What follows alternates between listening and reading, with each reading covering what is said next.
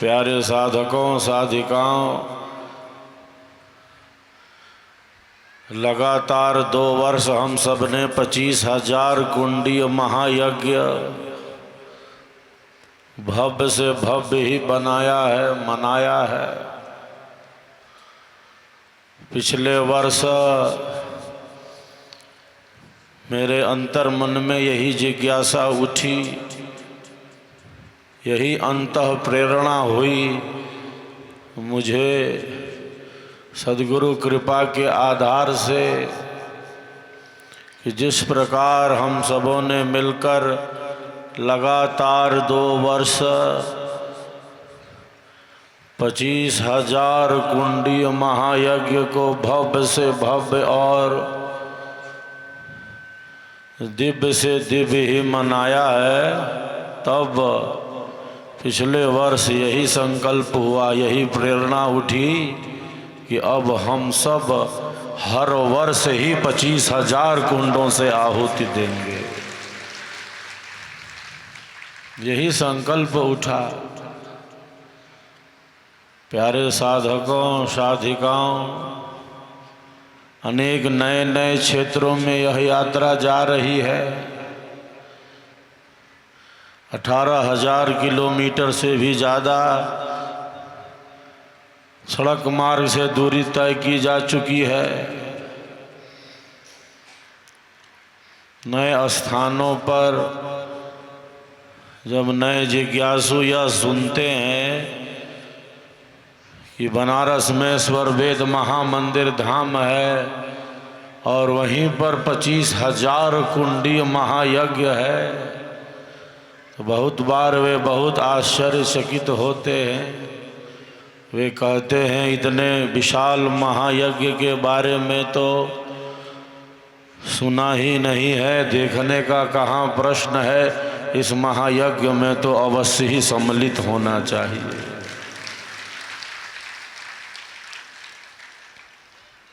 यज्ञ ही तो हमारी संस्कृति है, हमारी संस्कृति ही ऋषि संस्कृति है।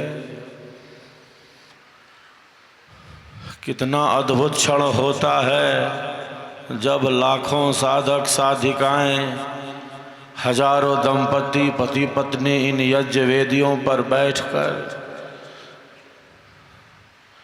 सबके कल्याण की ही कामना करते हुए दुखियों का दुख कम हो। यज्ञ में सबके कल्याण की ही तो कामना है। दुखियों का दुख कम हो, पीड़ितों की पीड़ा कम हो। दुखी को और दुखी नहीं बना सकते, पीड़ित को और पीड़ा नहीं पहुंचा सकते। हमारे कारण किसी को भी अनावश्यक रूप से कष्ट न मिले, दुख न मिले। यज्ञ में हम यही कामना करते हैं। कितना अद्भुत दृश्य होता है जब इस 25,000 कुंडीय महायज्ञ में लाखों साधक साधिकाएं, हजारों दंपति सबके कल्याण की ही कामना करते हुए वेद ध्वनि के बीच स्वाहा स्वाहा बोलते हुए यज्ञ भगवान को जब आहुतियों को समर्पित करते हैं, तब कितना अद्भुत क्षण होता है। तब तो ऐसा ही क्षण होता है जैसा मानो धरती पर सतयुग ही प्रत्यक्ष हो गया हो, वैदिक युग ही जीवंत हो उठा हो। तो अब हम सबका यही संकल्प है कि जिस प्रकार 100वें वार्षिकोत्सव में जब 100वें वर्ष में प्रवेश हुआ संत समाज की स्थापना का, और जब 100वां वर्ष पूर्ण हुआ, शताब्दी समारंभ और शताब्दी महोत्सव में हम सबों ने 25,000 कुंडीय महायज्ञ भव्य से भव्य और दिव्य से दिव्य ही मनाया। तो अब हम हर वर्ष ही 25,000 कुंडों से यज्ञ भगवान को आहुति देंगे। प्यारे साधकों साधिकाओं, इस बार एक नया कार्यक्रम और भी जुड़ गया है और वह है समर्पण दीप का। समर्पण दीप अध्यात्म महोत्सव आप देख रहे होंगे। इस 102वें वार्षिकोत्सव में समर्पण दीप का भी दिव्य कार्यक्रम जुड़ गया है और कश्मीर की धरती से ही दीपदान प्रारंभ हो गया है। अनेक मुस्लिम परिवारों ने स्वर्वेद महामंदिर धाम पर दीपदान का संकल्प लिया है। अनेक मुस्लिम परिवारों ने कश्मीर में। तो यात्रा निरंतर गतिमान है। समर्पण दीप कार्यक्रम के तहत हम सब 26 नवंबर जो हम सब के आयोजन का दूसरा दिन है, उस दिन हम सब मिलकर स्वर्वेद महामंदिर धाम पर हजारों दीप प्रज्वलित करेंगे। हजार दीप प्रज्वलित करेंगे। स्वर्वेद महामंदिर धाम दियों की रोशनी से जगमगा उठे, इसीलिए दीपदान का संकल्प हो रहा है। कश्मीर से ही प्रारंभ है यह दीपदान का संकल्प। इसके पीछे उद्देश्य है केवल दीप जलाना है तो चलो दीप जला लेते हैं, मात्र ये नहीं है कि दीप जलाना चाहिए तो चलो दीप जलाते हैं। इसके पीछे आत्म जागृति का ही पर्व है।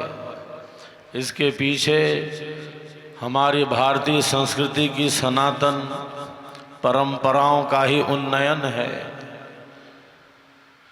देश के वीर सैनिकों के नाम यह दीप होगा जो विषम परिस्थितियों में, कठिन परिस्थितियों में मातृभूमि की रक्षा में सीमाओं पर डटे हैं। मैं प्रायः कहता रहता हूँ, कश्मीर से कन्याकुमारी ये कोई ज़मीन का टुकड़ा नहीं है, ये हमारी संस्कृति है, ये हमारी विरासत है, ये हमारी मातृभूमि है। ये कोई भूमि मात्र नहीं है, ये मातृभूमि है। तो सैनिकों के सम्मान में और श्री वृद्धि हो, अधिक से अधिक छात्रों को हम गुरुकुल शिक्षा से जोड़ सकें और अधिक से अधिक गौ माताओं की सेवा कर सकें। इन्हीं उद्देश्यों के साथ 26 नवंबर जो संविधान दिवस है, उस दिन हम सब दीप प्रज्वलित करेंगे, दीप माला सजाएंगे। सैनिकों के सम्मान में श्री वृद्धि हो, अधिक से अधिक गौ माताओं की हम सेवा कर सकें। अभी जितनी भी गौशालाएं हैं आश्रम के द्वारा संचालित, झारखंड राज्य में भी 2 हैं, बोकारो और लातेहार जिले के चंदवा लुकुइया में। कुल जितनी भी गौशालाएं भारतवर्ष में हम सबों की है, कुल मिलाकर 2000 गौ माताओं की सेवा हो रही है। इस संख्या को हमें और बढ़ाना है, अधिक से अधिक गौ माताओं की सेवा का यह संकल्प है। 300 विद्यार्थी जो गुरुकुल है अपना स्वर्वेद महामंदिर धाम के निकट तरया गांव में जो गुरुकुल है, 300 विद्यार्थी वहाँ रहकर विद्या अध्ययन कर रहे हैं, भारतीय संस्कृति का ज्ञान प्राप्त कर रहे हैं। वेद उपनिषद गीता स्वरवेद विभिन्न प्रकार के कला कौशलों में निपुण बन रहे हैं। अंग्रेजी और कंप्यूटर की भी शिक्षा ग्रहण कर रहे हैं। तो गुरुकुल शिक्षा का विस्तार करना है, गुरुकुल शिक्षा का विस्तार करना है। यही हमारी भारतीय शिक्षा प्रणाली है, यही हमारी भारतीय शिक्षा प्रणाली है। अधिक से अधिक छात्रों को गुरुकुल शिक्षा से जोड़ना है। तो यह जो समर्पण दीप है वह देश के वीर सैनिकों के नाम है। यह जो समर्पण दीप है अधिक से अधिक गौ माताओं की सेवा के संकल्प के साथ है। यह जो समर्पण दीप है अधिक से अधिक छात्रों को गुरुकुल शिक्षा से जोड़ने के लिए है। एक बार सब एक दूसरे के लिए तालियों की गड़गड़ाहट। हम सबका संकल्प महान, सर्वेद महामंदिर विहंगम योगी करे पुकार, अध्यात्म मूर्ति हो तैयार, विहंगम योगी करे पुकार। सदगुरु मूर्ति हो तैयार। महापुरुषों ने कहा है कि जो कल्याणकारी हो अपने श्रेष्ठ संकल्पों की निरंतर पुनरावृत्ति करते रहें, जो हमारे आत्म कल्याण में उपयोगी हो ऐसे संकल्पों की निरंतर पुनरावृत्ति करते रहें। इसीलिए हम सब बारंबार स्वरवेद महामंदिर निर्माण के संकल्प की पुनरावृत्ति करते हैं। वर्ष 2004 से निर्माणाधीन स्वरवेद महामंदिर धाम निर्माण की पूर्णता के निकट पहुंच रहा है। आप सब देख ही रहे हैं, गुलाबी लाल पत्थरों से सज चुका है हम सबों का स्वरवेद महामंदिर धाम। हर महीने 3 लाख से भी ज़्यादा, हर महीने 3 लाख से भी ज़्यादा नए जिज्ञासु पर्यटक दर्शनार्थी देश के कोने कोने से और विदेशों से भी स्वरवेद महामंदिर धाम का दर्शन लाभ प्राप्त करने आ रहे हैं। जबकि अभी केवल प्रथम तल ही दर्शनार्थियों के दर्शन लाभ के लिए सुलभ है। अभी केवल स्वरवेद महामंदिर धाम का प्रथम तल ही दर्शनार्थियों के दर्शन लाभ के लिए सुलभ है। कुल 7 तल हैं इस महामंदिर धाम में, कुल 7 तल हैं। 6वें तल पर 2 भव्य ऑडिटोरियम भी हैं। जब हम विचार करें, जब सभी 7 के 7 तल, जब सभी 7 के 7 तल स्वरवेद महामंदिर धाम के बनकर पूर्ण रूप से तैयार हो जाएंगे, पूर्ण रूप से तैयार हो जाएगा हम सबों का स्वरवेद महामंदिर धाम, तो दर्शनार्थियों की संख्या में कितनी वृद्धि हो जाएगी, कितनी वृद्धि हो जाएगी।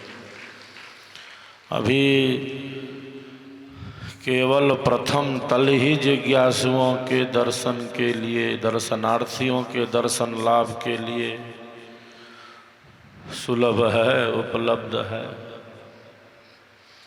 पिछले 1.5 वर्ष में 1 लाख से भी ज़्यादा, 1 लाख से भी ज़्यादा नए जिज्ञासुओं ने स्वरवेद महामंदिर धाम पर आकर विहंगम योग की प्रथम भूमि की साधना का अभ्यास सीखा है, विहंगम योग साधना से जुड़े हैं।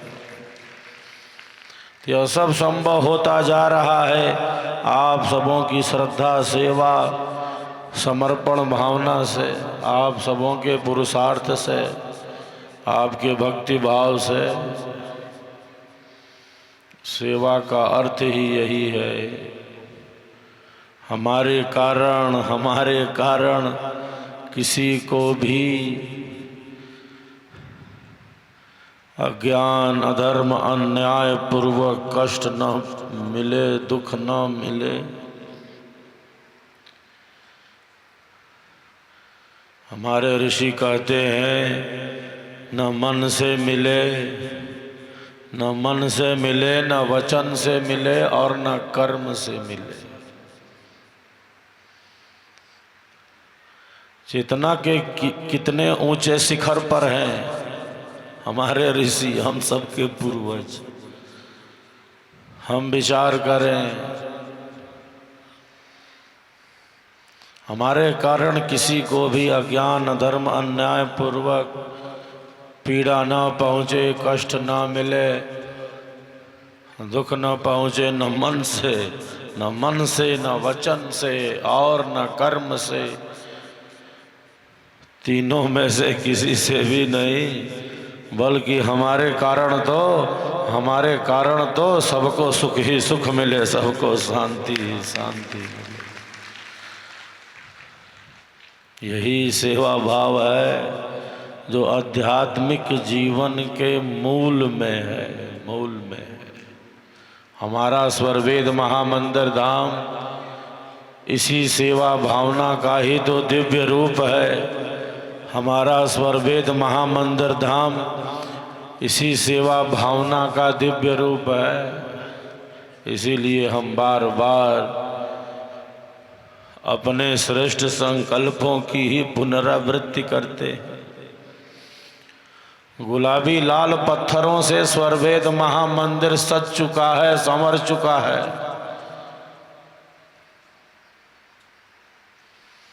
बाहर से देखने में तो लगता है कि स्वरवेद महामंदिर पूर्ण रूप से बनकर तैयार हो गया है, लेकिन ऐसी बात नहीं है। अभी अंदर के तलों पर कार्य किया जाना शेष है। अभी केवल प्रथम तल ही जिज्ञासुओं के दर्शन लाभ के लिए सुलभ है। गुलाबी लाल पत्थरों से तो सज चुका है। एक एक पत्थर को बहुत ही सुंदरता से सजाया गया है, संवारा गया है, निखारा गया है।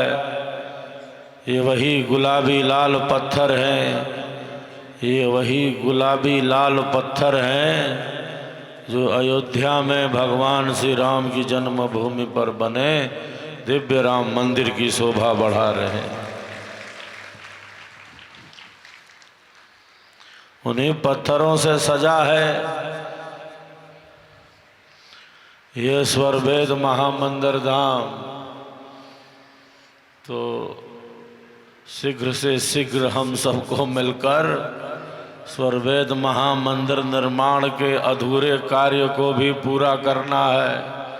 सभी सातों के सातों तल बनकर पूर्ण रूप से तैयार हो जाएं, तब विहंगम योग के प्रचार प्रसार में और तेजी आ जाएगी। ध्यान साधना का अभ्यास और अधिक लोगों के द्वारा किया जाएगा।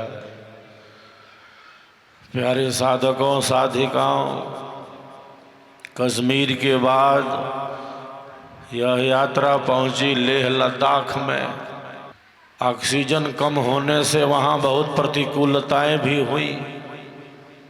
लेह लद्दाख में भारतीय सेना और CISF का संयुक्त ध्यान सत्र, विहंगम योग साधना का सत्र संचालित होता है। भारतीय सेना और CISF के वरिष्ठ अधिकारियों ने कहा कि ऐसा ध्यान का सत्र तो, विहंगम योग साधना का सत्र तो हमेशा लेह लद्दाख में होना चाहिए, होते रहना चाहिए। कठिन परिस्थितियों में, विपरीत परिस्थितियों में जो मातृभूमि की रक्षा में सीमाओं पर डटे हैं, उनके आंतरिक बल को बढ़ाने के लिए, उन्हें भीतर से मजबूत बनाने के लिए, उनके अंतः ऊर्जा के जागरण के लिए ये साधना विहंगम योग की मात्र आवश्यक ही नहीं है, मात्र आवश्यक ही नहीं है, अपितु अनिवार्य है विहंगम योग की साधना।